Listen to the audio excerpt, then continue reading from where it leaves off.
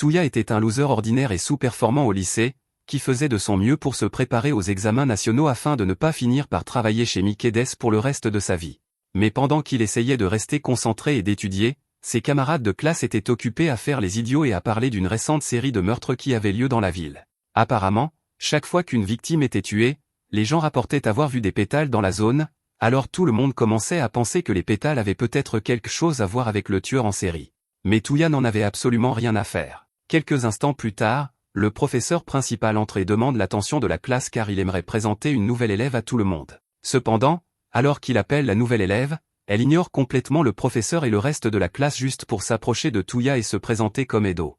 Touya n'a aucune idée de pourquoi cette fille random lui accorde autant d'attention, mais il sait mieux que de s'impliquer dans des trucs de personnage principal fou, et elle ressemble à une MC de manuel, alors il lui donne une réponse à moitié sincère et retourne à ses études. La fille s'assoit à côté de Touya et ne lui adresse plus un mot pour le reste du cours. Mais après les cours, alors que Touya rentre chez lui, elle vient le chercher et saute sur la rambarde à côté de lui. Elle fait ensuite un salto arrière encore plus inutile que ce que fait Léon Kennedy, et Touya est naturellement confus car il n'a toujours aucune idée de pourquoi cet élève transféré random s'intéresse autant à lui. Mais avant même qu'il puisse finir cette pensée, Edo attrape son visage et commence à le regarder droit dans les yeux. Cela effraie Touya, alors il s'éloigne d'elle et dit qu'il doit aller à son cours de soutien maintenant avant de s'en aller. Alors qu'il part, Edo commence à parler à quelqu'un nommé Noman sur son téléphone et lui dit qu'elle avait raison à propos du regard de Touya, et cette simple phrase signifie que Touya est officiellement embarqué dans l'intrigue, donc il n'y a rien qu'il puisse y faire maintenant.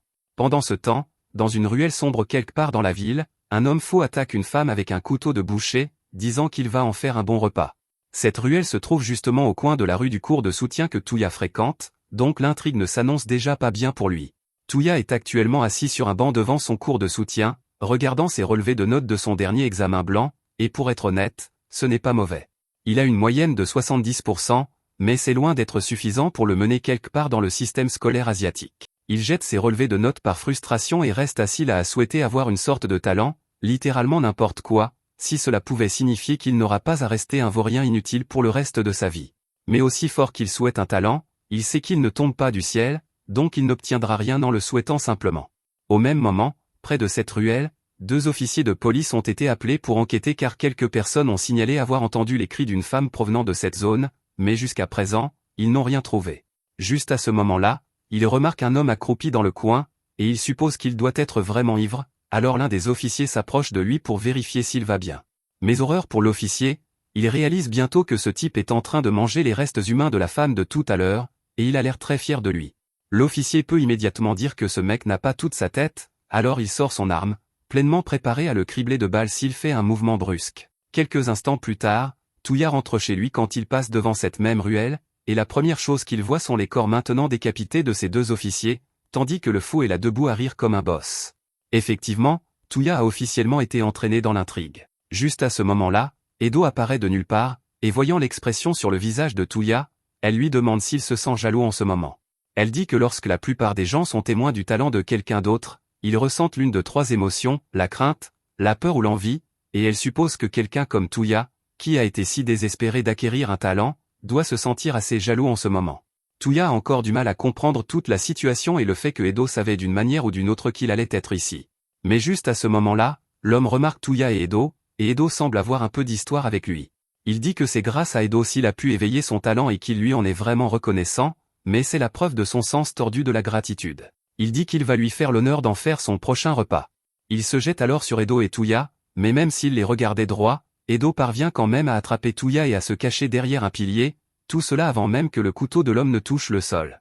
Apparemment, cette petite manœuvre était grâce aux prédictions computationnelles de Noman, mais Noman rappelle à Edo qu'elle doit s'en occuper dès que possible. Alors Edo tend son téléphone à Touya et lui demande ce qu'il ferait s'il existait un objet qui permettrait d'obtenir instantanément les talents de ses vies antérieures. Cela ressemble à un rêve devenu réalité pour quelqu'un comme Touya, mais il y a un hic, l'objet est cette lame, et pour obtenir le talent, vous devez jouer le rôle d'un adolescent émotif dépressif, donc ce n'est pas vraiment idéal. Alors que l'homme les localise enfin tous les 2, Edo se tranche soudainement le cou, activant ainsi son talent de vie antérieure en tant que Kunwashi.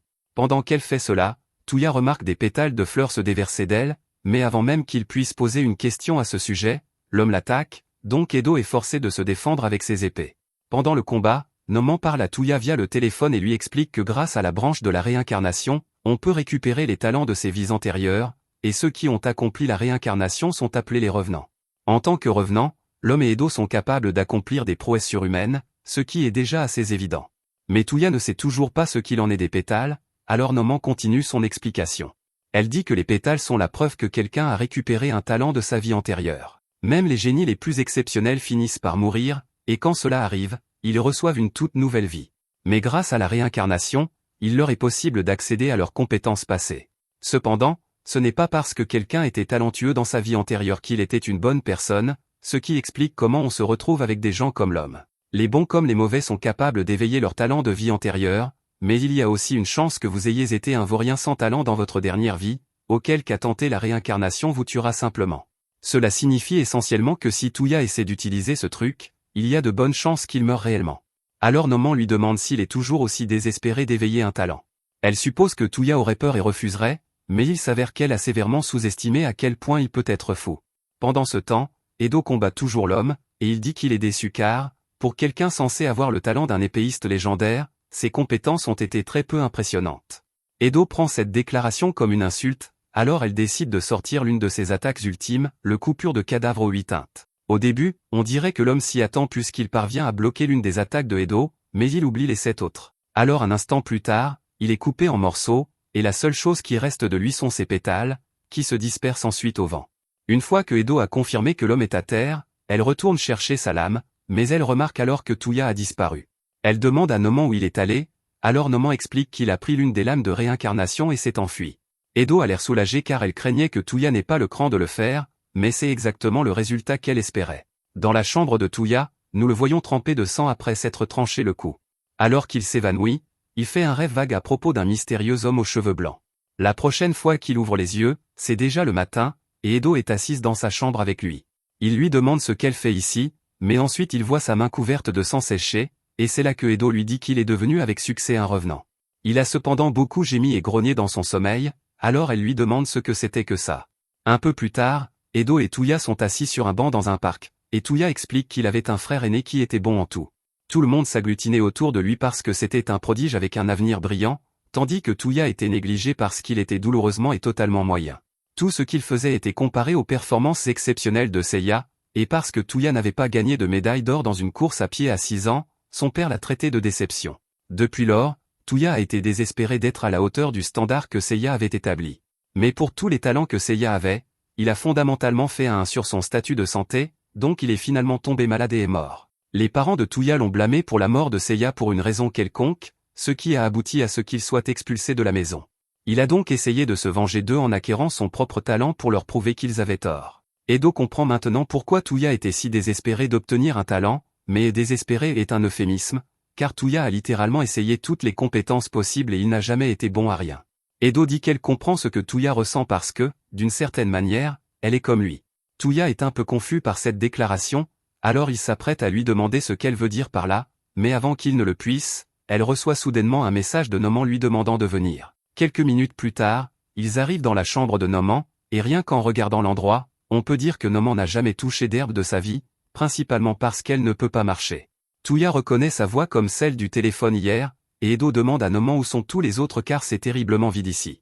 Noman explique que tous les autres sont actuellement en mission pour vaincre les revenants maléfiques. Après tout, c'est leur mission principale ici à la forêt des Grands. Elle explique que puisque les revenants maléfiques sont susceptibles d'apparaître de temps en temps, il est de leur devoir de les éliminer dès que possible avant qu'ils ne causent du tort au public, comme l'homme hier, et elle s'attend à ce que Tuya se joigne au combat. Tuya semble très coopératif pour quelqu'un à qui l'on vient de dire qu'il doit tuer d'autres personnes. Pour sa première mission officielle, il sera accompagné de Edo pour abattre un revenant maléfique nommé Vlad. Cependant, Noman dit qu'elle ne veut pas qu'il le tue tout de suite. Cette partie est un peu déroutante pour Edo car tuer les revenants maléfiques est son travail, mais Noman dit qu'elle veut rassembler des informations sur le talent de Vlad, donc ils doivent juste l'occuper pendant 10 minutes, et après cela, ils pourront le tuer. Elle mentionne également que la mission sera en attente jusqu'à dans 2 jours car ils doivent encore tester le pouvoir de revenant de Tuya. Plus tard dans la nuit, Tuya sort à la recherche d'une opportunité d'utiliser son pouvoir. À un moment donné, alors qu'il descend la rue, il aperçoit un cambrioleur qui vient de voler le sac d'une fille, et elle est en train de courir après le voleur, donc Tuya décide que c'est l'occasion parfaite. Ironiquement, le talent de Tuya s'appelle le bras droit du voleur, et comme prévu, c'est un talent de vol, alors que le cambrioleur le dépasse. Tuya parvient à plonger sa main dans le sac de la fille et à récupérer toutes ses affaires pour elle. Le voleur s'enfuit alors, complètement ignorant du fait que le sac est maintenant vide. Lorsque la fille atteint Tuya, elle se met à lui crier dessus pour ne pas avoir arrêté le voleur quand il en avait l'occasion, mais ensuite Tuya lui dit qu'il n'y a pas lieu de s'inquiéter car il a sorti toutes ses affaires du sac. La fille est d'abord reconnaissante pour son aide, mais ensuite elle se souvient que c'était un sac Birkin qui a été volé, et le sac lui-même vaut bien plus que ses affaires, alors elle continue de courir après le voleur. Le pouvoir de Tuya a une portée effective de 70 cm, ce qui est un énorme handicap car il n'a aucune capacité de combat évidente à proprement parler. Mais si Tuya parvient d'une manière ou d'une autre à être à portée pour activer son talent, il est capable de briser les lois de la physique pour voler tout ce qu'il peut attraper, indépendamment des obstacles physiques. Et son efficacité ne se limite pas non plus aux objets, car dans ce bref instant, Tuya est également capable de voler le sang dans les veines du voleur, donc il est actuellement effondré sur le sol. À tous égards, c'est un pouvoir qui semble maléfique, mais tant que Tuya ne l'utilise pas à de mauvaises fins, alors il n'y a pas de problème. Cela dit, ce type n'était pas un revenant, c'était juste un voleur ordinaire, donc une peine de mort pour avoir volé un sac à main semble un peu trop extrême. 2 jours plus tard, c'est l'heure de la mission pour éliminer Vlad, donc Edo et Tuya partent dans la forêt pour le combattre. Tuya doit rester à distance pendant que Edo mène la charge car il n'a pas beaucoup d'expérience au combat. L'objectif initial ici est juste d'occuper Vlad pendant 10 minutes pour que Noman puisse rassembler des informations sur lui. Mais le talent de Vlad lui permet de créer d'innombrables pointes acérées depuis le sol, ce qui rend difficile pour Edo de rester en sécurité tout en le combattant, donc elle finit par se faire poignarder à l'épaule par Vlad. Edo est hors de combat ici, donc même si les 10 minutes sont presque écoulées, Noman abandonne l'idée de rassembler des informations sur Vlad et dit à Tuya de sortir de là avant de se faire tuer aussi. Mais Tuya ne se sent pas à l'aise de laisser Edo mourir dans une telle situation. Vlad s'apprête à achever Edo quand, soudainement, un bras traverse sa poitrine, ce qui le prend au dépourvu car il est censé y avoir un mur de pierre derrière lui. Il s'avère que Tuya a utilisé le mur de pierre comme couverture pour atteindre l'intérieur du corps de Vlad. Vlad suppose qu'il avait l'intention de lui voler son cœur, mais parce qu'il n'est pas encore habitué à son pouvoir, il rate sa cible et finit par ne rien voler. Vlad se moque de Tuya pour avoir échoué à une occasion de victoire aussi claire, et étant donné les circonstances, il n'y a aucun moyen que Vlad perde contre lui maintenant qu'il sait quel est son pouvoir, donc Tuya et Edo sont à peu près condamnés. Cependant, juste à ce moment-là, une aura sombre remplit l'air, et une voix forte ordonne à Vlad de se retirer immédiatement. Vlad essaie de dire à son patron qu'il était sur le point d'achever ses gamins, mais son patron se fait très clair, Vlad doit se retirer immédiatement, alors il s'enfuit à contre-cœur, laissant Edo et Tuya en vie. Plus tard, Tuya se tient seul près d'un pont quand soudainement il est acculé par Vlad. Vlad exige qu'il rende ce qu'il lui a volé ce jour-là. Au début, Tuya essaie de faire l'idiot et de faire comme s'il ne savait pas de quoi Vlad parlait, mais Vlad dit qu'il sait que Tuya a dû voler son talent. Quand Tuya a attaqué Vlad, sa cible était le talent de Vlad depuis le début. Et le fait que Vlad soit venu ici seul pour essayer de le récupérer signifie qu'il n'a dû en parler à personne, ce qui est parfait pour Tuya car il veut garder secret son pouvoir de voler les talents. Pour s'assurer que cela reste secret, il active son pouvoir volé et empale Vlad avec ses propres pointes. Tuya n'est pas un héros, et il n'a aucun intérêt à protéger l'humanité. Tout ce qui l'intéresse, c'est d'acquérir autant de talents que possible, bon ou mauvais, afin de devenir la personne la plus talentueuse de la planète, et il ne laissera personne se mettre en travers de son chemin. Le lendemain matin, Noman appelle pour réveiller Eto, et elle est un peu confuse parce que, d'après ce qu'elle peut voir, on dirait que Tuya a passé toute la nuit à étudier, et elle ne pensait pas qu'il était le genre de personne à continuer à fournir des efforts inutiles alors qu'il a déjà éveillé un talent. Tuya ignore la déclaration de Noman et lui demande quel est le programme pour aujourd'hui, alors Noman l'informe qu'il va traquer un réincarnateur maléfique, mais avant cela, il y a une étape qu'elle aimerait qu'il fasse d'abord. Noman donne à Tuya les indications pour se rendre chez Eto car elle ne répond pas à son téléphone, et après être entrée, Tuya la trouve à moitié endormie et à moitié habillée au milieu de son dojo. Noman se met à crier après Eto pour sa paresse, mais Eto dit qu'elle a seulement fait la grasse matinée parce qu'elle a passé toute la nuit à entraîner ses compétences à l'épée. Une fois de plus, Noman ne comprend pas pourquoi quelqu'un s'embêterait à s'entraîner alors que les compétences qu'il possède déjà dépassent de loin tout ce qu'ils pourraient accomplir par leurs propres efforts, mais quoi qu'il en soit, Eto aime toujours s'entraîner quand elle le peut. Quoi qu'il en soit, la cible d'aujourd'hui est un clown voyou nommé Hisoka, qui cible les jeunes enfants et les attire dans la forêt pour en faire ses victimes. Peu de temps après, ils entrent sur le territoire du clown tueur, et il les attaque à vue parce qu'il s'attendait à ce qu'il se présente. Eto active immédiatement ses pouvoirs, et Hisoka suppose que ce sera facile puisqu'il n'a qu'à garder ses distances et utiliser son haine, mais avant qu'il ne puisse faire quoi que ce soit, Eto a déjà tranché son corps en deux, donc la mission est déjà terminée. C'est techniquement un succès, mais Noman est furieuse que Eto ait éliminé le clown si facilement alors que cela devait être une occasion de laisser Touya acquérir une vraie expérience de combat. Elle s'excuse d'avoir agi si vite, mais elle pensait simplement que le clown avait l'air d'une cible facile, donc elle n'a pas pu s'en empêcher. Cependant, il semble que Eto et Touya n'étaient pas les seuls à rechercher le clown, car il y avait toute une équipe d'intervention qui le suivait, et maintenant qu'ils ont vu Eto abattre le clown si facilement, ils décident de la suivre également pour découvrir le secret de ses répandeurs de pédales. Plus tard dans la nuit, Eto traque un autre réincarnateur maléfique, mais soudain, un tas de pommes tombe devant Gen, et une seconde plus tard, il est plaqué au sol par une force énorme. Gen lutte beaucoup, mais il finit par parvenir à se glisser hors du champ de gravité pour continuer à s'enfuir, et le réincarnateur Newton est très impressionné qu'il ait réussi à surmonter autant de gravité par lui-même. Comme le gars est de nouveau en fuite, c'est au réincarnateur Einstein de l'arrêter, alors elle utilise la théorie de la mécanique quantique pour se téléporter juste à côté de Gen, puis téléporter son bras hors de son corps. Une fois Einstein de retour, Newton la félicite pour son bon travail mais lui demande pourquoi elle n'a pas simplement téléporté la tête du gars pour finir rapidement. Cependant, elle dit que tuer les cibles est le travail du soldat, donc elle ne voulait pas lui voler la vedette. Juste à ce moment-là, un pistolet est pressé contre l'arrière de la tête de Gen et on lui ordonne de se rendre, mais à cet instant, il utilise son autre main pour saisir une paire de ciseaux et lacère les deux yeux et le cou du soldat. Gen est sûr que cela aurait dû suffire à tuer le soldat, mais un instant plus tard, il reçoit une balle dans la poitrine car le soldat n'est pas un homme ordinaire. C'est le soldat mort-vivant réincarnateur, donc il ne peut littéralement pas mourir, et ce n'est pas tout. Ils ont aussi le docteur Ratia, le réplicateur, et il a complètement entouré la ruelle de ses clones, donc, il n'y a nulle part où aller pour Gen, et quelques instants plus tard, Gen est exécuté. Après la mission terminée, ils retournent tous à la base, où Noman les félicite pour leur bon travail. Ils remettent la branche qu'ils ont récupérée de Gen, puis Nightingale s'approche pour demander si quelqu'un a été blessé au combat, car elle est l'ange de la guérison.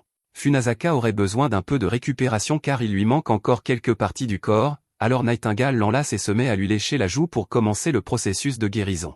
Elle lui murmure également à l'oreille qu'elle aimerait qu'il prenne mieux soin de son corps parce qu'elle déteste le voir blessé, et elle semble vraiment apprécier son moment avec Funasaka, alors les autres les laissent tranquilles. Quant à Touya, pendant que les autres étaient en mission, il était occupé à démêler les fils emmêlés de l'installation de Noman, et Eto est surprise qu'il soit prêt à faire ce genre de corvée alors qu'il a enfin le talent qu'il désirait tant, mais Touya dit qu'il aime justement faire ce genre de petites tâches, et Noman est reconnaissante de son aide car elle n'a pu obtenir l'aide de personne d'autre. Newton a beaucoup entendu parler de Touya par Noman, donc il est excité de le rencontrer enfin, et normalement il ferait une présentation formelle, mais tout le monde fait déjà ses propres affaires, et Nightingale embrasse toujours Funasaka, donc ils devront reporter les présentations pour l'instant. Plus tard dans la nuit, Touya et Eto rentrent ensemble chez eux, mais juste à ce moment-là, Touya remarque que les lumières de son appartement sont allumées, ce qui est étrange puisqu'il vit seul, alors lui et Eto montent prudemment pour comprendre ce qui se passe. Une fois à l'intérieur, Touya trouve un vieil ami à lui, Itsuki, assis dans sa chambre. Itsuki commence à dire que Touya a exactement la même apparence même si cela fait des siècles qu'ils ne se sont pas vus, et voyant qu'Itsuki est un ami de Touya, Eto décide de se présenter. Touya mentionne que malgré son apparence, Itsuki est en fait exceptionnel en arts martiaux, au point qu'il a été salué comme un enfant prodige aux côtés du frère de Touya, et il est actuellement le chef d'une unité de force spéciale dans l'armée. Ce n'est pas un méchant, mais Touya le trouve vraiment agaçant car il saisit toutes les occasions pour se vanter de ses réalisations. Après s'être installé, Touya demande à Itsuki ce qu'il fait ici, alors il explique qu'il a entendu dire que Touya avait beaucoup séché les cours récemment, donc il était inquiet qu'il lui soit arrivé quelque chose, mais il semble qu'il se soit inquiété pour rien car il suppose que Touya a juste été occupé avec sa nouvelle petite amie. Honnêtement, il ne pensait pas que Touya avait ça en lui pour décrocher une si jolie petite amie, et même si Touya essaie d'expliquer qu'il a tout faux, Itsuki pense qu'il est juste gêné, alors il lui dit qu'il n'a pas besoin de lui cacher ce genre de choses car ils se connaissent depuis si longtemps. En entendant cela, Eto devient curieuse, alors elle demande depuis combien de temps ils se connaissent, et Itsuki sort une photo de plusieurs années pour lui montrer. La photo représentait Itsuki, Touya et Seiya, et comme ils passaient beaucoup de temps ensemble à l'époque, Itsuki considère désormais Touya comme son propre petit frère. Il a toujours pensé que Touya et Seiya formaient un couple adorable parce que Touya faisait toujours tout son possible pour rattraper Seiya, et Seiya ralentissait souvent un peu pour ne pas laisser Touya derrière. Il se demande comment réagirait Seiya s'il était là pour voir que son petit frère a une petite amie. Cependant, maintenant qu'il y pense, Seiya n'a jamais vraiment prêté attention à ce genre de petits détails, non pas parce qu'il ne le voulait pas, mais plutôt parce qu'il n'en avait jamais le temps, car il était tellement occupé.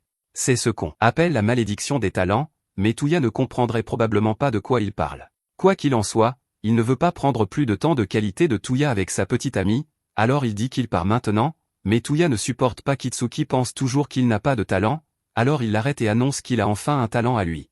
Touya active alors ses pouvoirs, et plutôt que d'être choqué, Itsuki a l'air furieux parce qu'il savait déjà ce qu'étaient les réincarnateurs et comment ils fonctionnaient, et il est déçu d'apprendre que Touya est vraiment l'un de ces perdants qui comptent sur un pouvoir qu'ils n'ont pas mérité.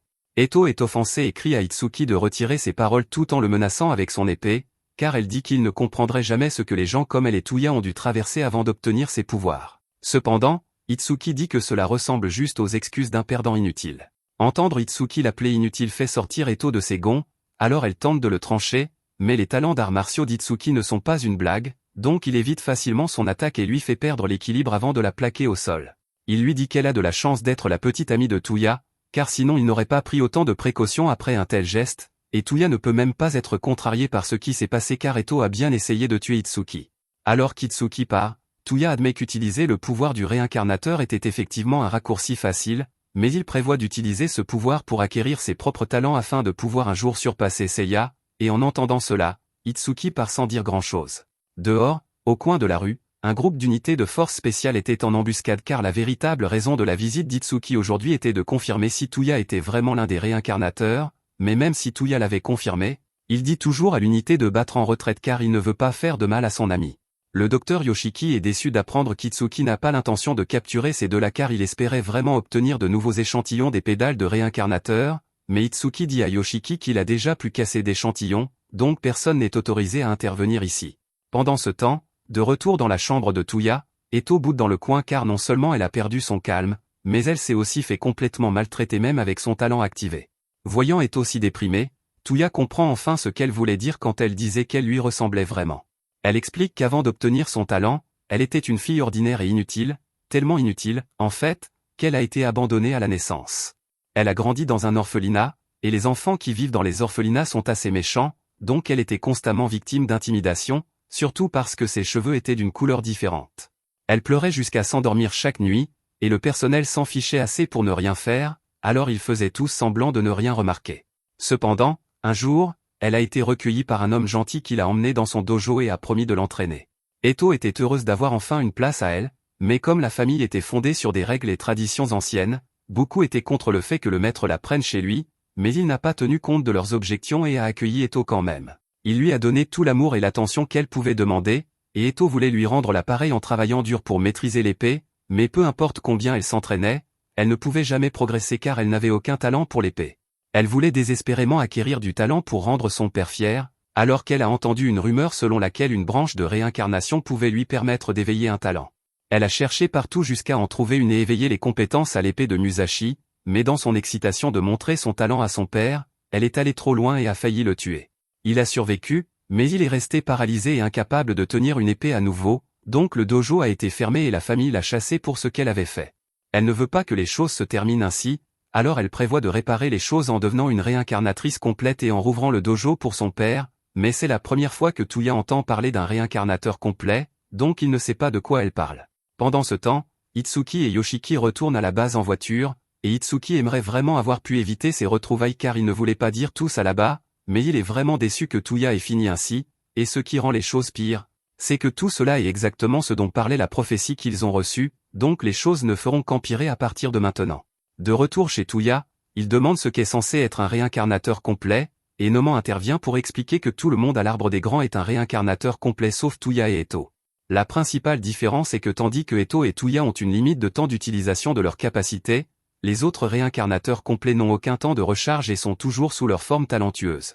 Cet état peut être atteint en utilisant vos talents de plus en plus au combat jusqu'à ce que vous ne reveniez tout simplement pas à la normale, et bien que cela semble douteux, c'est exactement ce que Eto vise. Car la seule façon pour elle de pouvoir faire face à son père à nouveau serait de revenir en tant que Musashi Miyamoto. Plus tard dans la nuit, Touya appelle Eto dehors à l'école car il a quelque chose à lui montrer. D'abord, il lui fait éteindre son téléphone pour que Noman ne puisse pas écouter, et une fois qu'il est sûr que c'est sûr, il révèle que son talent lui permet de voler les talents des autres. Eto dit à Touya qu'elle est impressionnée car son talent est vraiment utile, mais Touya lui demande si elle est sûre de vouloir célébrer cela, car dans sa quête de talent, il n'hésiterait sans doute pas à cibler ses amis si nécessaire. Cependant, quelque chose comme ça ne dérange pas Eto, car elle ferait exactement la même chose si elle était à la place de Touya. Elle encourage Touya à faire de son mieux, Mais elle est aussi un peu agacée, alors elle pousse Tuya contre le mur et lui demande pourquoi il n'a pas encore essayé de voler son talent. Elle sait que la relation ne l'empêcherait pas de le faire s'il le voulait, donc cela doit signifier qu'il pense que son talent ne vaut pas la peine d'être volé, et elle a tout à fait raison. Elle ne nie pas que son talent n'est pas génial pour l'instant, mais elle jure qu'elle va l'entraîner jusqu'à ce que Tuya soit obligé de reconnaître que c'est un grand talent et essaie de le lui voler. Tuya comprend ce qu'elle essaie de dire, alors il promet d'accumuler une collection de talents dignes de rivaliser avec le sien à l'avenir, alors que tous les deux ont désormais formé un lien en tant que rivaux. Une fois que Yoshiki et Itsuki seront de retour, ils confronteront immédiatement le voyant qu'ils ont capturé. Car même si Itsuki déteste l'admettre, tout ce que le voyant a prophétisé s'est réalisé. Jusqu'au moment où Tuya a révélé ses pouvoirs à Itsuki en utilisant l'une de ses lames. Yoshiki a tenté d'analyser la lame pour voir de quoi elle est faite, mais jusqu'à présent, ils n'ont réussi à rien trouver, c'est pourquoi ils prévoient d'obtenir les réponses qu'ils veulent du voyant d'une manière ou d'une autre. Le voyant trouve la menace de torture amusante. Bien qu'il soit une unité d'opération noire spécialisée, en particulier Itsuki qui possède un talent à la hauteur des grands de l'histoire, ils ne font toujours pas le poids face à ce qui va arriver. Après tout, ils ne sont que des humains liés par les lois de la physique, contrairement aux réincarnateurs. Il a choisi de se laisser capturer par eux en premier lieu, donc il ne pourrait pas le retenir contre sa volonté, même s'il le voulait, mais il accepte de leur donner quelques informations. Premièrement, il leur dit qu'il va se lever et sortir de cette pièce complètement indemne. Et deuxièmement, que son roi va ramener les fléaux d'antan.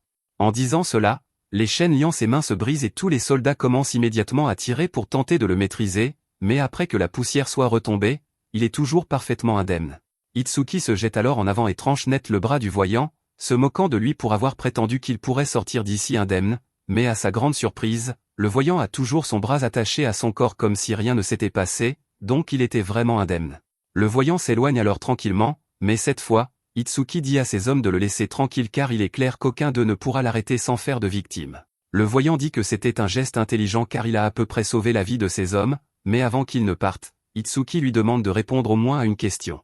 Il veut savoir si, lorsque le voyant a mentionné un roi, il faisait référence au chef d'une sorte d'alliance de revenants. Cependant, le voyant lui dit que ce n'est rien de tel. Il y a certains revenants qui ont formé une sorte d'alliance comme le groupe de l'Arbre des Grands, mais dans son cas, il est simplement un humble serviteur du roi des revenants. Pendant ce temps, retour à l'Arbre des Grands, Newton raconte à tout le monde comment il a failli être attaqué par un second revenant alors qu'il effectuait une extermination. Noamant lui demande s'il peut lui donner des détails sur le pouvoir du revenant ou ce qu'il pouvait faire, mais Newton ne sait pas vraiment comment l'expliquer.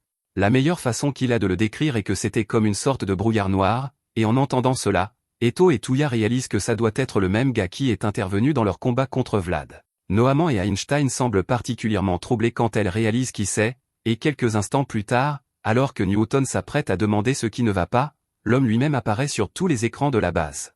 Il salue joyeusement tout le monde présent et mentionne comme il est merveilleux qu'ils aient gagné de nouveaux amis, mais il va devoir détruire ce petit rassemblement. Leur devise est que ceux qui ont du talent sont obligés de l'utiliser pour le bien du monde et que ceux qui ne sont pas d'accord avec cette règle doivent être éliminés, mais le roi pense que c'est une règle idiote car le talent devrait être une chose de liberté que l'on peut utiliser comme on le souhaite. C'est pourquoi il va se débarrasser d'eux afin de pouvoir avancer avec son plan. Après cela, le roi disparaît et Newton est vraiment perplexe car il ne comprend pas ce qui vient de se passer. Il demande à Noamant qui était ce type, mais elle est trop préoccupée pour lui répondre. Car ce qui vient de se passer prouve que le roi est vraiment le cerveau derrière toute l'activité maléfique des revenants qui a eu lieu récemment. Einstein est particulièrement contrarié car elle n'arrive pas à croire que le roi ait survécu, mais il n'y a plus moyen de le nier maintenant. Noamant explique à tout le monde que le revenant qu'ils viennent de rencontrer était le roi tyran Xiangyu et qu'il possède le talent de combat le plus puissant qui soit. En plus de cela, il est aussi l'un des membres fondateurs de la Forêt des Grands. Les autres n'avaient jamais été informés de cela auparavant, mais la Forêt des Grands n'a pas toujours été aussi grande qu'elle l'est maintenant. Elle ne comptait autrefois que 5 membres, donc Xiangyu, et ils avaient un leader qui croyait que les talents devaient être utilisés pour l'amélioration du monde, c'est pourquoi la mission de la Forêt des Grands s'est centrée sur l'aide à l'humanité.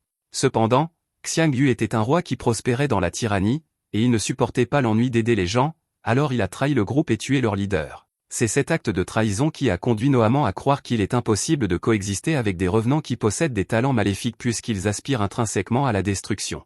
Par conséquent, ils doivent être détruits pour le bien de l'humanité.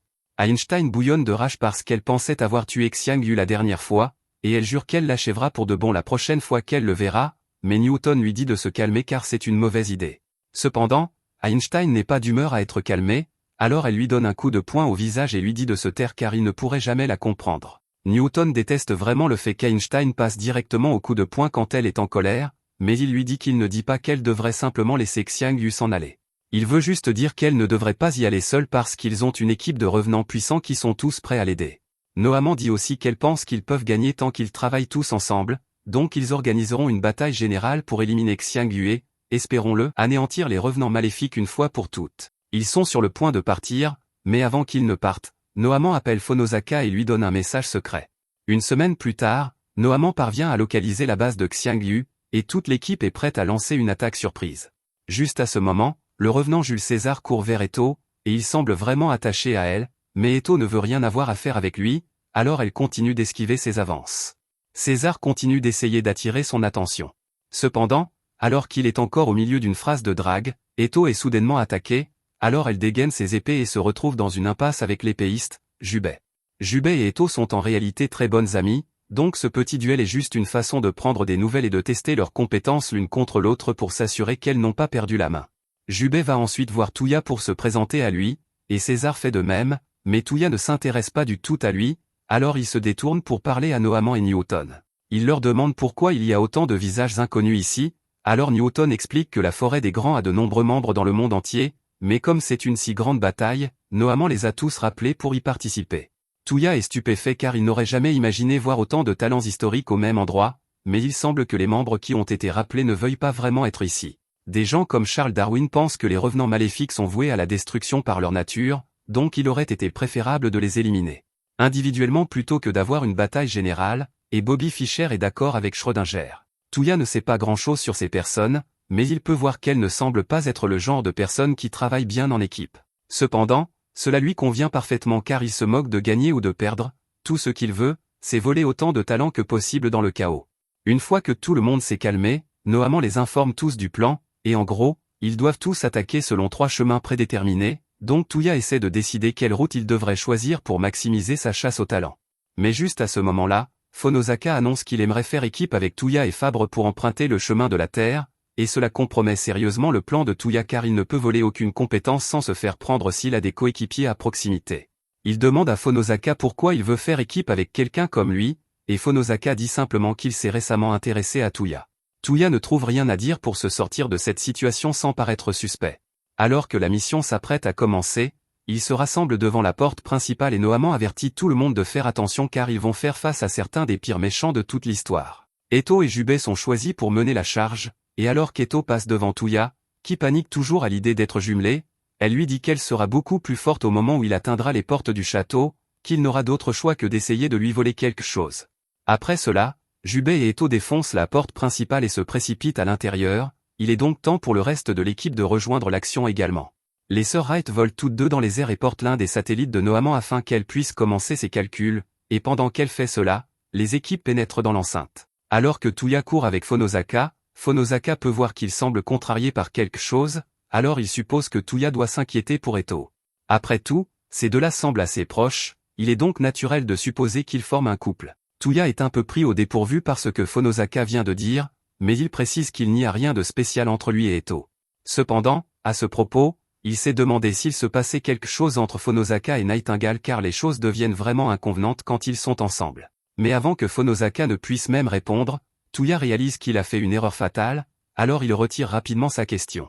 Jusqu'à présent, il a pris un soin particulier à ne pas s'impliquer dans la vie personnelle des membres de la forêt des grands car il ne voudrait pas s'attacher à eux et hésiter au moment de voler leur talent, mais il a failli glisser. Un instant plus tard, une main géante sort de la forêt et tente d'attraper Touya, mais Phonosaka le tire hors de danger à temps. Cependant, bien qu'ils soient en sécurité pour l'instant, ils vont quand même devoir combattre ce groupe, et l'étrangleur semble être problématique à gérer. Les autres revenants semblent également faire face à des défis similaires, mais Noamant n'est pas vraiment inquiète car elle est sûre qu'ils peuvent tous les gérer. Schrödinger est opposé au revenant Bill le tueur, un tireur d'élite du Far West, et il parvient facilement à tirer dans la tête de Schrödinger pour l'achever. Cependant, un instant plus tard, Schrödinger apparaît juste derrière lui, et Bill ne comprend pas ce qui se passe car il est sûr d'avoir tiré sur Schrödinger il y a un instant. Schrödinger le confirme également, mais par la nature de sa capacité, même s'il a reçu une balle dans la tête, il existait un univers alternatif où ce n'était pas le cas, donc il est simplement passé dans celui-ci, à la place. Son pouvoir lui permet de manipuler la probabilité de tout résultat. Par exemple, même s'il n'est pas particulièrement bon pour viser avec un pistolet, Il peut choisir une réalité où il parvient à faire un parfait tir dans la tête par pure chance, et quand il fait cela, il ne peut essentiellement jamais manquer. Quant à Darwin, il est opposé au rouge éventreur, un revenant dont les griffes peuvent trancher n'importe quoi, mais l'éventreur n'est pas le seul à posséder des griffes car la capacité de Darwin lui permet de faire évoluer tous les traits ou caractéristiques nécessaires pour gagner un combat, donc battre l'éventreur ne sera pas un défi pour lui. Et de même, Bobby Fischer et les autres ne luttent pas non plus, mais Eto commence à être agacé car Jubei ne cesse de lui voler tous les adversaires puissants avant qu'elle n'ait la chance de se battre. Cependant, Touya et Phonosaka n'ont pas la tâche aussi facile que les autres car l'étrangleur est trop coriace pour qu'ils puissent le battre seul. Juste alors, Phonosaka dit à Touya de continuer à avancer et de le laisser derrière, ce qui surprend assez Touya, mais Phonosaka dit que tout ce qui compte, c'est qu'il gagne la bataille dans l'ensemble. Il sort alors son pistolet et commence à tirer sur les spires avant de lancer une grenade sur l'étrangleur, mais la grenade ne fait pas grand-chose car l'étrangleur encaisse l'explosion et se dirige droit vers Phonosaka. Cependant, à la dernière seconde, Touya intervient pour le sauver et il s'apprête à activer son pouvoir, mais juste à ce moment-là, l'étrangleur tombe raide mort sur place. Touya ne comprend pas ce qui vient de se passer, alors Phonosaka explique que c'est l'œuvre de Fabre, le revenant au talent de furtivité, et comme il est capable de bloquer toute perception de ses mouvements, il a pu injecter à l'étrangleur une dose mortelle de poison pour le tuer. Dès que Touya entend cela, il se dit à quel point ce serait génial s'il pouvait voler ce talent pour lui-même, mais il devrait trouver un moyen de surprendre un détenteur de talent invisible. En même temps, Phonosaka appelle Nohaman et lui demande si elle est sûre de vouloir qu'il surveille Touya car Touya lui semble plutôt digne de confiance jusqu'à présent, mais elle se méfie de lui depuis un moment car il semble trop intéressé par les talents des autres et il éteint souvent son téléphone pour échapper à sa surveillance, donc elle pense qu'il pourrait travailler pour Xiang Yu. Pendant ce temps, dans la tour de l'horloge, l'un des subordonnés de Xiang Yu, un tireur d'élite, est posté et se prépare à éliminer les frères Wright pour faire tomber le satellite de Nohaman, mais Nohaman avait déjà anticipé et posté un tireur d'élite à elle à un endroit différent pour éliminer le tireur d'élite de Xiang Yu. Cependant, elle n'avait pas prévu que Xiang Yu avait déjà préparé un second tireur d'élite à un endroit différent, donc les jumeaux reçoivent une balle dans la tête et Nohaman regarde avec horreur deux de ses compagnons connaître une fin atroce. Et la situation ne fait que commencer car Xiang Yu a toujours ses 5 généraux en embuscade pour anéantir la forêt des grands. Pendant ce temps, du côté de Touya, Phonosaka réalise qu'il vient de perdre le contact avec Nohaman, et pendant qu'il est distrait, 2 attaquants tentent de le mettre hors d'état de nuire. Cependant, Touya intervient et utilise le pouvoir de Vlad pour les arrêter, mais Phonosaka reconnaît le pouvoir comme étant l'une des capacités des revenants maléfiques, ce qui le pousse à soupçonner que Touya est vraiment un espion. Touya panique et dit à Phonosaka qu'il n'est pas un ennemi travaillant pour les mauvais réincarnateurs, et alors qu'il dit cela, à sa surprise, Phonosaka le croit réellement et baisse son arme. Touya est soulagé, mais il ne comprend pas pourquoi Phonosaka le croirait sur parole. Mais Phonosaka dit simplement qu'il n'est pas aussi analytique que Nohaman. Même si Touya lui semble vraiment suspect en ce moment et qu'il a caché une partie de son talent, il est aussi vrai qu'il a révélé son talent en essayant de le sauver, et il détesterait ignorer cet acte de gentillesse, alors il choisit de faire confiance à Touya. Cela dit, il lui demande d'expliquer ce qui se passe afin de comprendre toute l'histoire. Un peu plus tard, Touya explique tout à Phonosaka, et Phonosaka semble très bien comprendre. Touya collectionne les talents dans le but de surpasser son frère Seiya, et il comprend pourquoi Touya cacherait quelque chose comme ça parce que Nohaman pèterait un câble si elle le découvrait. Phonosaka se tourne alors vers Touya et lui dit qu'il le soutient dans sa quête de collection de talents, et cela surprend énormément Touya. Phonosaka ajoute que, bien sûr, il n'est pas prêt à abandonner son talent à Touya, mais à part ça, cela lui importe peu parce qu'il a pris Touya en affection. Touya ne comprend toujours pas pourquoi Phonosaka est si compréhensif, mais Phonosaka lui dit qu'il ferait mieux de continuer à avancer pour l'instant. Phonosaka sait que les humains sont contradictoires par nature, et même si Touya ne l'a peut-être pas réalisé à propos de lui-même, il est aussi gentil qu'il est avide de talent. Après tout, il n'a pas hésité à révéler son talent pour le sauver ni à expliquer ce qui se passait quand on le lui a demandé, et cette nature contradictoire est la preuve que Touya est encore un humain, donc il ne pourrait pas être un espion. Juste à ce moment, Touya s'arrête et demande à Phonosaka s'il y a une raison pour laquelle il a choisi de devenir un revenant, et il y avait probablement une raison, mais Phonosaka s'excuse et lui dit qu'il ne sait pas quelle était cette raison parce qu'il n'a aucun souvenir de l'époque où il était encore humain. Pendant ce temps, chez Nohaman, après la mort des frères Wright, les autres se mettent immédiatement en position pour défendre Nohaman parce que si elle est vaincue, alors la forêt des grands est finie. L'un crée plusieurs clones et se place devant Nohaman pour former un bouclier humain, mais il est immédiatement fauché par des tirs nourris, et Eya réalise qu'il doit y avoir un autre tireur d'élite à l'œuvre, donc elle doit les éliminer avant qu'ils n'atteignent Nohaman. Au même moment, Touya et Phonosaka atteignent enfin l'une des portes du château, mais alors qu'ils s'apprêtent à passer, la porte est soudainement explosée par l'un des mauvais réincarnateurs. Touya parvient à s'en sortir indemne car il s'est caché derrière un débris, mais Fonazaka a été blessé. Cependant, cela n'a pas d'importance puisqu'il est immortel. L'ennemi se plaint alors que Fonazaka a mis si longtemps à arriver, et Fonazaka dit à Tuya qu'il peut rester en retrait parce qu'il sait que ce type ne veut que se battre contre lui. Après tout, il n'est autre que Rude le Phénix. Pendant ce temps, Eya a finalement localisé le tireur d'élite ennemi, alors elle active son pouvoir et l'attire dans son double terrain blanc maîtrisé. Elle est sûre que ce ne sera pas un problème d'éliminer ce type. Cependant, lorsqu'elle essaie de le viser, elle réalise qu'elle ne le voit plus, et un instant plus tard, l'homme attrape le canon de son fusil de sniper. Il lui donne alors quelques conseils avec désinvolture, expliquant que son canon est beaucoup trop long car cela la rend sans défense dans les combats rapprochés, mais Eya ne s'était jamais inquiété de cela car aucun tireur d'élite ne s'engagerait intentionnellement dans un combat rapproché. Juste à ce moment, elle réalise que cet homme doit être le légendaire tireur d'élite Adcock, et même si Adcock pourrait finir le combat ici même, il propose de donner une autre chance à Eya. Il dit donc qu'il va se déplacer de 600 mètres supplémentaires pour qu'il puisse avoir un vrai duel de sniper. Mais avant qu'il ne parte, Eya l'interpelle et lui demande pourquoi il travaille avec les mauvais réincarnateurs alors qu'il est un héros légendaire, et Adcock dit qu'elle comprendra après la fin de leur duel. Du côté de Tuya et Fonazaka, Tuya demande pourquoi Rude travaillerait avec les mauvais réincarnateurs puisqu'il est censé être le célèbre pilote du Luafa, et selon l'histoire, Rude n'était certainement pas mauvais. Juste à ce moment, Rude tire sur Fonazaka, lui arrachant une partie du visage, mais Fonazaka riposte et touche Rude au visage.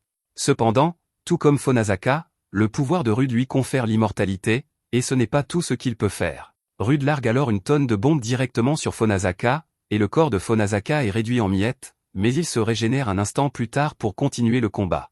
Rude est intrigué que la version de l'immortalité de Fonazaka fonctionne par auto-régénération, mais Fonazaka sort au contraire toutes les armes qu'il a dans son arsenal, et Rude fait de même. Tuya reste caché pour ne pas être pris dans les tirs croisés, et en théorie, puisque tous deux sont immortels, ils devraient être à égalité. Mais le principal problème ici est la différence de puissance de feu. Fonazaka n'a que des armes à feu et des grenades à sa disposition, mais Rude a une mitrailleuse beaucoup plus puissante ainsi que sa pluie de bombes, et cela empêche Fonazaka de faire des progrès.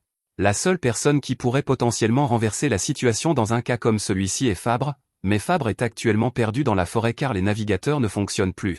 Juste à ce moment, il tombe par hasard sur deux mauvais revenants assis au milieu de la forêt, et il se dit qu'il pourrait aussi bien les éliminer puisqu'ils ne peuvent pas se défendre contre quelqu'un qu'il ne voit pas. Cependant, à sa grande surprise, le gros homme se précipite vers lui, et il ne comprend pas comment c'est possible puisqu'il devrait être complètement invisible à la détection. La personne sur la chaise est Hitler, et il possède le pouvoir de stratège, c'est pourquoi il a déjà déduit les capacités de tous les membres de la forêt des grands.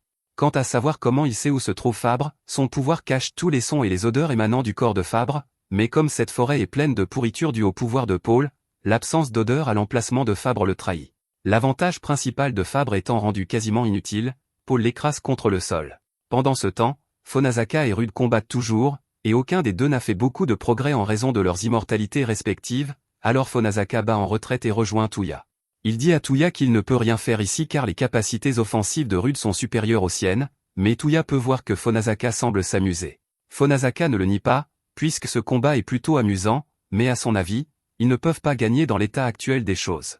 Tuya demande alors si cela va être une impasse, mais Fonazaka dit à Tuya qu'il y a une limite à l'utilisation que peut faire un revenant de ses pouvoirs, même avec quelque chose comme l'immortalité. Donc avec Fonazaka qui subit la plupart des dégâts dans ce combat, ce n'est qu'une question de temps avant qu'il n'atteigne sa limite. Pendant ce temps, Eya affronte toujours Adcock dans son domaine, et elle est excitée d'avoir enfin un défi à sa hauteur. Mais ensuite elle voit Adcock sortir de sa couverture les deux bras levés. Elle n'en croit pas ses yeux car elle n'aurait jamais imaginé que quelqu'un d'aussi compétent que Adcock se rende si soudainement.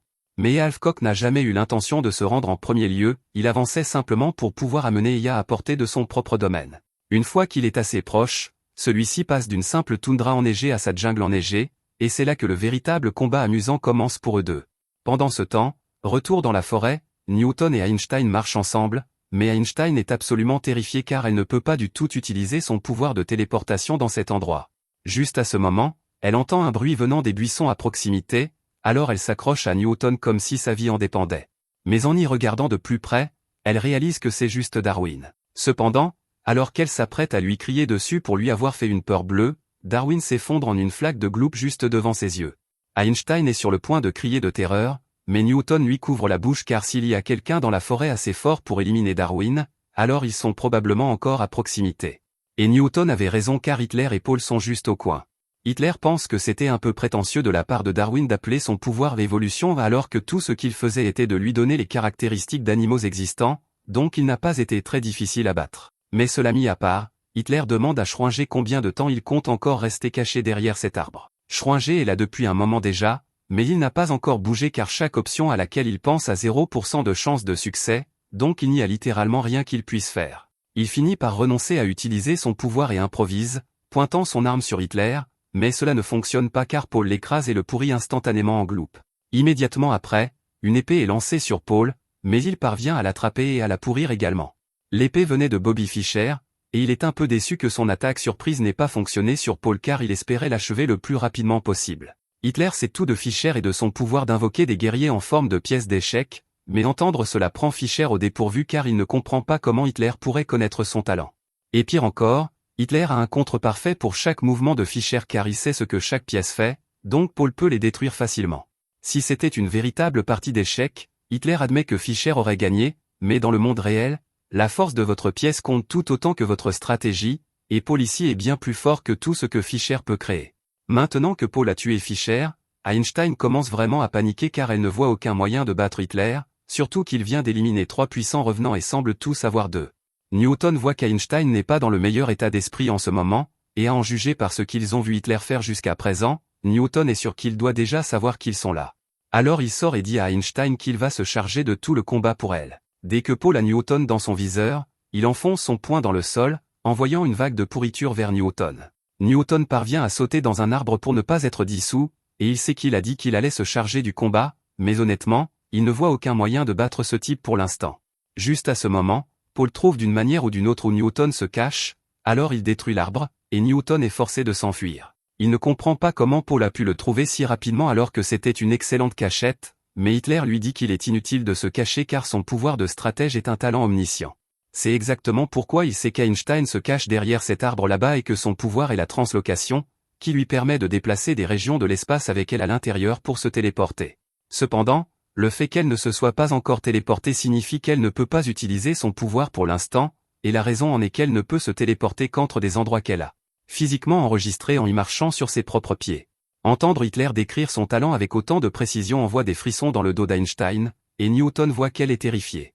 Mais juste à ce moment, il remarque une petite belette sur le sol, et quand il la ramasse, il aperçoit un symbole sur son ventre qui lui révèle la vérité sur le talent d'Hitler. Avec cette information, il parvient à prendre Paul par surprise au moment où il allait attraper Einstein, et cela attire l'attention d'Hitler car il est impossible que Newton ait attaqué depuis l'angle mort de Paul par hasard. Il a donc dû réaliser la vérité sur le fonctionnement de cette technique. En gros, Newton a compris que le symbole qu'il a vu sous la belette permettait à Hitler de partager ses sens avec elle, et qu'il a placé ces symboles dans toute la forêt. C'est ainsi qu'il a pu garder un œil sur tous les revenants qu'il a tués jusqu'à présent et découvrir quels étaient leurs pouvoirs. Et quant à savoir comment il connaissait le pouvoir d'Einstein, même si elle ne l'a jamais utilisé dans la forêt, Xianggu a probablement tout dit à Hitler puisqu'il connaissait Einstein à l'époque où il faisait partie de la forêt des grands. Hitler est impressionné que Newton ait réussi à comprendre la vérité sur ses pouvoirs si rapidement, et il complimente Newton sur son talent. Mais ce n'est pas parce qu'il a compris le truc que cela change leur situation. Après tout, ils ne peuvent pas se débarrasser de toutes les marques qu'Hitler a placées dans la forêt, donc leurs seules options sont soit de s'enfuir, soit de mourir au combat contre Paul. Cependant, Newton a encore un tour dans son sac. Puisqu'il n'a pas utilisé du tout son pouvoir depuis son entrée dans la forêt, cela signifie qu'Hitler ne sait pas ce qu'il fait et n'a pas encore élaboré de contre-stratégie. Donc tant qu'il peut trouver une ouverture pour attaquer, il a encore une chance. Pendant ce temps, Rude et Fonasaka sont toujours bloqués dans leur combat, et Fonasaka a trouvé comment surmonter la différence de puissance de feu en attrapant et en renvoyant simplement les bombes de Rude vers lui. Mais sa régénération commence vraiment à ralentir après tous les dégâts qu'il a subis. Cela dit, Rude commence aussi à montrer des signes de fatigue, donc ce n'est qu'une question de temps avant que l'un d'eux ne perde sa puissance en premier. Et malgré la menace d'une fin imminente, tous deux semblent vivre le meilleur moment de leur vie car c'est le plus amusant qu'ils aient eu depuis des lustres.